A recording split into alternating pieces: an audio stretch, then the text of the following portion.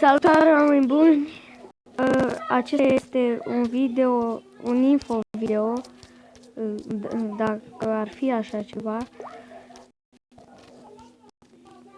Nu am mai filmat pentru că Mobilzen făcea rău lag. Nu reușeam să filmez.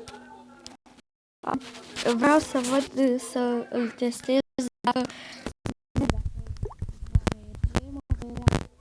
de YouTube.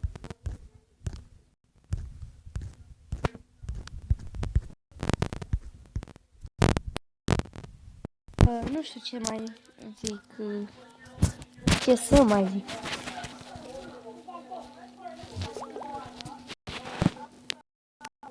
La clipul anterior,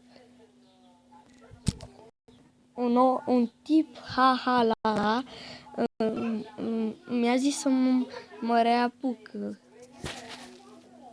Și eu voi încheia aici acest episod pentru că vreau să văd dacă are lag de urât și pa, pa!